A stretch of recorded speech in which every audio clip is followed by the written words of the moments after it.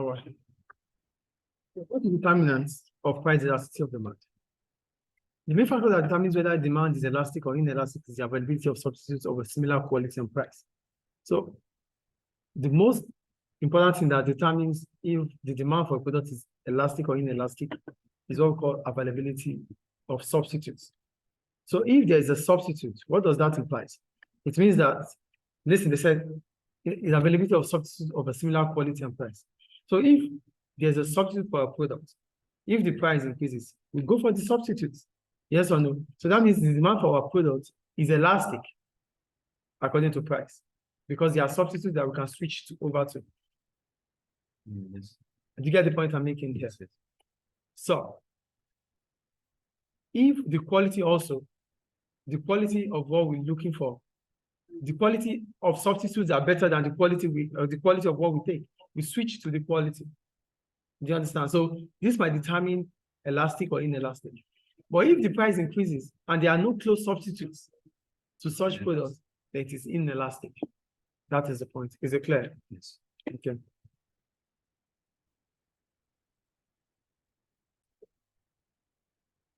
I said we're still talking about determinants of price elasticity. So the demand for a product is determined if it is elastic or inelastic based on the availability of substitutes in terms of price, substitutes in terms of quality. So if the price of a product increases, if there are no close substitutes for such products, then the demand for such products will be inelastic. That means the price elasticity of demand for such product will be price inelastic because there are no close substitutes. If there are no close quantity to that product that has increased its price, we wouldn't have any other choice than to buy because the product has better quality. So quality and price can determine if the price elasticity of demand is elastic or inelastic. Is it clear? All right. So the other influencing factors, I go to the next paragraph. The other influencing factors are all linked to the availability of substitutes. These factors include proportion of income spent on the product, whether the product is a necessity or a luxury, whether the product is addictive or not, whether its purchase can be postponed, how the market is defined, and the time period under consideration. So other factors that could affect the price elasticity of demand could be the level of income. So if the price falls, but the level of income, your level of income has fallen, you won't still be able to buy. Yes or no? Yes. So this could determine our price elasticity of demand. You get the point I make here? Yes. If the product is a product that you are addicted to, so irrespective of what the price is, you will continue to buy it. So the demand for such product might be price inelastic. Do you get the second point there? Yes. If the product is a product that can be postponed, that the purchase can be postponed to another time, then the demand for such products might be elastic. Do you get what I'm saying here? If the price of this pen increases, but you don't need the pen right now. So a lot of people don't need the pens right now. So we might not buy it now, buy it another time. So for such products, the price elasticity of demand for such products might be inelastic. That is the point they are making here. Is it clear? Yes. And the time period under consideration. So also the time at which you think like, oh, maybe in the next 3 days, the price will fall, or maybe in the next 1 month, the price will fall. Oh, I can't wait until that. Because we can't wait. Based on the time consideration, the demand might be inelastic. Do you get it? Yes. So the determinants of price elasticity of demands are: 1, the availability of substitutes in terms of quality and price. 2, the level of income. 3, how addictive is the product to you. 4, the time period you are putting into consideration for the product. Do you get it? Yes. And the last one is, how is it easy for you to postpone the purchases of such products? Is it clear? Is it clear, please? Yes. So we go down. Is your thing here? All right, look at group activity there. I explained everything already. So they said decide in each case whether demand is likely to be elastic or inelastic. Cut flowers. Yes. To cut flowers. Cut flowers. Cut flowers. Is it elastic? Is it inelastic? Inelastic. You have flowers and you have to cut them. Yeah. Inelastic. Gold jewelry, Elastic. coffee, Inelastic. train travel by promoters, Elastic and food is inelastic. food. Inelastic. Food elastic. Food Elastic. Yeah, food is a necessity. is a necessity. No matter what the price is, you will still buy. Yeah. Is it clear? So is it clear, please? Yes. So we go to differences in PED. PED for the same product can differ with time. What we were once seen as luxuries can turn into necessities as people become richer. This changes their demand from elastic to inelastic. So basically what they are saying here is this. Some goods will be considered a luxury, while others consider it as necessity. But as time goes on, as soon as you start becoming richer, those goods that you think they are luxury, their luxuries become a necessity for you based on your level of wealth. That is the point they are making there. Do you get the point, please? Yes. Differences in PED. The price elasticity of demand could be elastic, could be inelastic. It depends on how wealthy you become over time. So you might see iPhone 13 as a luxury because you don't have that amount of money to buy it. Not that you don't even have that amount, but spending such amount on iPhone 13 could be so difficult for you going forward. So iPhone 13 becomes a luxury. As soon as your level of income rises, as soon as you become so rich, it becomes a necessity that, oh, if I don't have this, people will presume me as not being rich. Do you understand? So from inelastic to elastic. So yeah. So you are changing from your consumption from inelastic to become elastic, or from elastic to become inelastic. It's like an addiction. It becomes addicted. So addiction, yes, but it's not really addiction. It's about how wealthy you become. So let's put it that way. Because if it is addiction, we're talking about differences in your PED, not determinants of your PED. What makes your PED to be different? That is what we are talking about. So some PED will be inelastic at some time, then they become elastic in other time. Some PED will be elastic at some time and become inelastic at some time. Example is what we talked about here. Getting iPhone 13. iPhone 13 could be a luxury for some people. So because it's a luxury for some people, the demand for such product will be perfect. It will be elastic. Will be priced elastic. Because it's a luxury, the price is high. We can't buy them. So it is elastic at that point in time. But as soon as that group of people or those group of people become rich, so iPhone 13 becomes a necessity for them, irrespective of what price it is, they will buy. So the demand for such product becomes price inelastic. That is the point they are making here. So at a certain stage in people's life, the demand, they might be having a product that is price elastic. But because they've reached a certain stage in their life, based on maybe their level of wealth, so the elasticity becomes inelastic because they can afford it. Is it clear?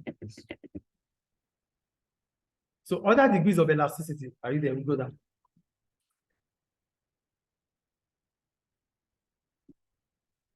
Other degrees of elasticity. The most common degrees of elasticity are elastic and inelastic. We talked about it. But very occasionally, other types are found. We have the perfectly elastic demand. Why do we call it perfectly elastic demand? We call it perfectly elastic because there's a complete change in the quantity demanded as a result of a change in price. So there's a complete change, like the numbers are high. So look at what they said. They said when a change in price that causes a complete change in quantity demanded, a firm can sell any quantity on the ongoing market price. For example, Q2, Q1, but nothing above this price. For example, if one of the many wheat farmers raises his price, he may lose all of his sales, with buyers switching to rival farmers. In case PED is infinity and it's represented by a horizontal straight line like this, it is perfectly elastic. The PED is high. It's maybe 5, 10. The numbers are high. So that means this kind of products, you will lose all your sales when you increase the price. Do you get the point here? Yes. It is elastic if it is above 1, but it becomes perfectly elastic if the numbers are infinity, bigger numbers. So that kind of products, the price elasticity of demand for such products are what? Elastic. So you should not sell at a higher price. You won't sell because people can switch from one product to another. Perfectly inelastic. So for perfectly inelastic, it means your PED is 0. That means there's no significant change. There's no change at all. You did not lose anything. That means the quantity demanded does not change when the price changes. So they used to buy 100. It is still 100 when the price reduces. Perfectly inelastic. 0. When it is 0 0.2, 0 0.3, 0 0.4, 0 0.5, it is inelastic. Do you get the point here? Perfectly elastic is infinity. Perfectly inelastic is 0. Do you get it? Yes. Then we have unit elasticity of demand, which is what? 1. As we talked about that, right? Okay. Now, PED and the total spending of the products and revenue gain. As mentioned above, when demand is inelastic, the change in price will cause total revenue. We talked about this, but let me see the point they are making here. So the point they are making here is this: your PED, when your PED is inelastic, your total revenue will increase, but it does not mean that you are making profit. But when your PED is elastic, you might, when your PED is elastic, your total revenue will fall. That is the point they are making there. Is it clear? Yes. Is it clear, please? Elastic growth. Elastic, okay. PED inelastic, total revenue will rise. PED elastic, total revenue will fall. Clear? So changes in PED. PED becomes more elastic as the price of a product rises. Consumers become more sensitive to price changes. They are the price of the product. This becomes, for example, okay. So here what they are saying is the changes in PED. As soon as prices continue to increase, consumers become sensitive. No, we are sensitive to price. That is the reality. Yes. As consumers, we are sensitive to price. That's why when the price increases, we stop buying. When the price falls, we increase our purchases. That means we are sensitive to buying. That is the point here. So let's go down. So it is price elastic, it is elastic, it is unit inelastic and perfectly inelastic at 0. So as the price goes, as the price increases to the highest, perfectly elastic. Below it, elastic. In between, unit. Below unit is inelastic. At 0, it is perfectly inelastic. Is it clear? So the effects, just go down to 11.7. The effect of an increase in the demand on PED. When demand decreases, consumers become more sensitive to price changes and demand become more elastic. So when demand increases, consumers become more sensitive to price changes and demand become more elastic. So if the demand for a product decreases, it means that consumers now know more about the price. That's why they are not buying. Do you understand? When demand decreases, it simply means that consumers are aware of price. That is why they are not buying. They are sensitive to price. As a result of that, the demand for such product is price elastic. It is elastic. Yes, yes. Because the price, it's only when the price falls that consumers want to buy. But because there's an increase in price here, consumers are not buying. It means that the demand for this kind of product is price elastic. Clear? Yes. We go down to 11.7. Implication of PED for decision making. Are you there? Yes. A change in the product price is often the main influence on its demand. This is one of the reasons why economists study the effect of price changes in some depth. Consumers are more likely to benefit from lower prices and higher quality when demand is elastic. Consumers are more likely to benefit from lower prices and higher quality when demand is elastic. So when the demand for a product is elastic and it has good quality, consumers will benefit more because at that point in time, consumers will be reluctant to raise the price. Do you get the point I'm making here? When a product has high quality Yes. and the demand for it is elastic, it means that when the price rises, consumers might not want to buy. That is what they are saying here. But consumers will gain more, consumers will benefit more from such products if they buy. So because you know what you are selling, you are not going to reduce the price. It is for them to come and buy because it has quality. So at a stage, consumers will feel like we are the one losing out if we are not buying this product because this product has great quality. Do you get the point? Yes, sir. Just citing an example like, oh, there's a physics teacher that you know is so good, but the price he takes or he charges is high. He's not going to reduce his price. That is his price. So Yes. it is for you to buy or not to buy.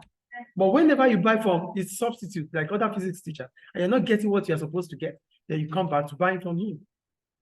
That is what they are saying here, because Yes. you will feel you are losing out. So here they said, this is because producers will be reluctant to raise prices as demand would contract by a greater percentage and revenue would fall.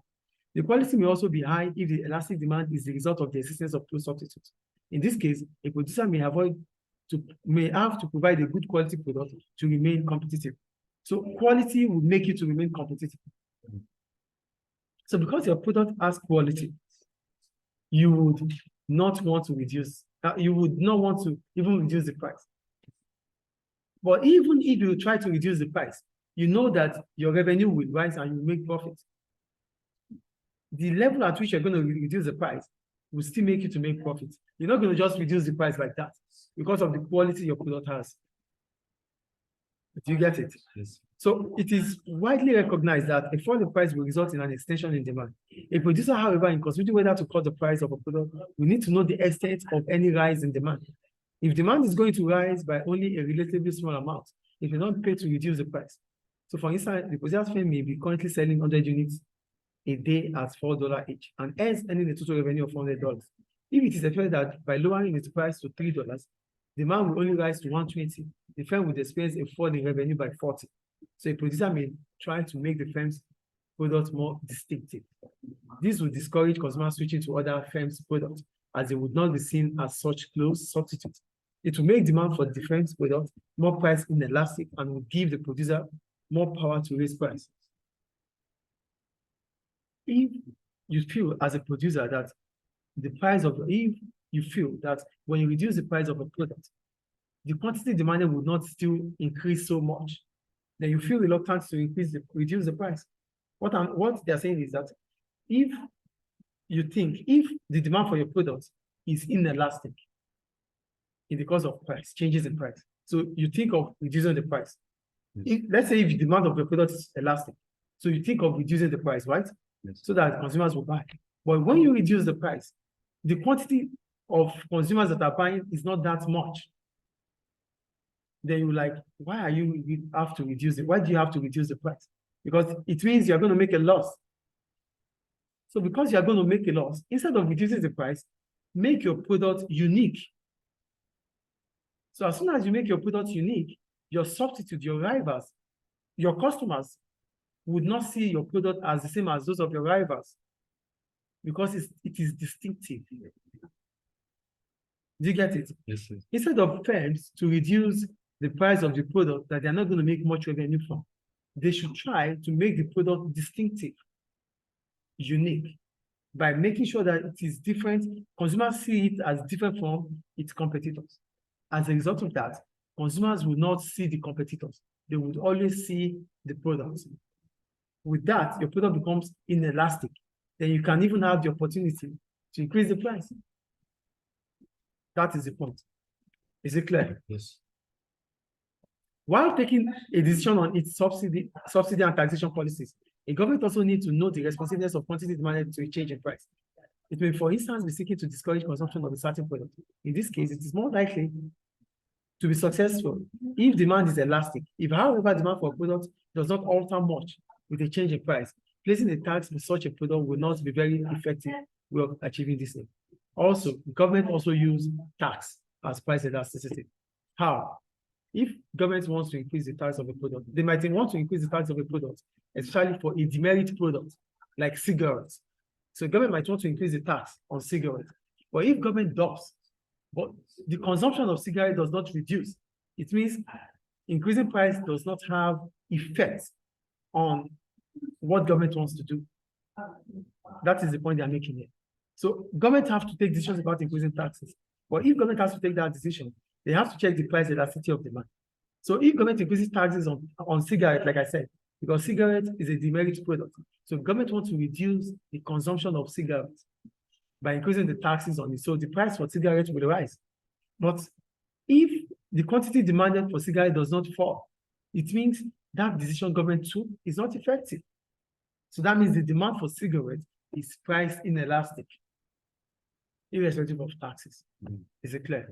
Any question about elasticity? So go to the multi-choice question.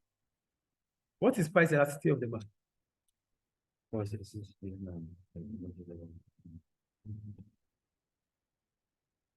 A. Thank you. A. Question 2. Demand for a product is inelastic. What effect will a fall in price have? A. The demand for a product is inelastic. What effect will a fall in price have? Falling price. B. Total, inelastic, sorry. Total revenue will rise. B. With B. B. Demand. They said demand for a product is inelastic. The demand for that Inelastic, product yeah. is inelastic.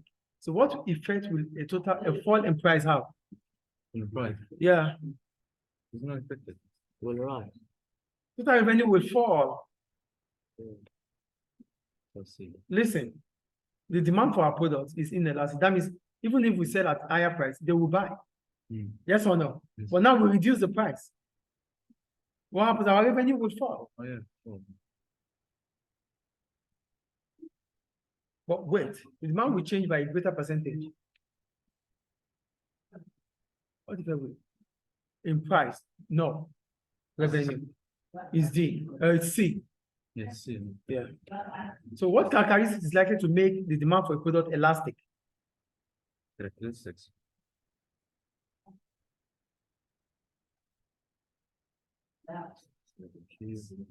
Have close substitute. That's the close substitute. Yes, thank you. The last one. The price of a product rises from 60 to 90. This causes demand to contract from 800 to 60. What type of price elasticity of demand does this product have over this price range?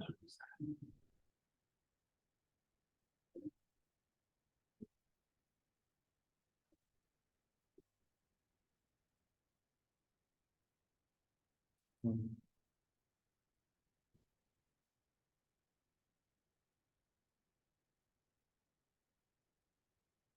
hundred over 600 divided by over 60. 800 over 600 times 60 over 90. Was it? It's -2. So it's elastic. 6. 8 divided by 9. No. What did you get? It's all. Okay. Okay, 90 minus 60 over 60 divided by 600 minus 800 800. So minus 2, it is what? Elastic. Elastic. So that's all about that.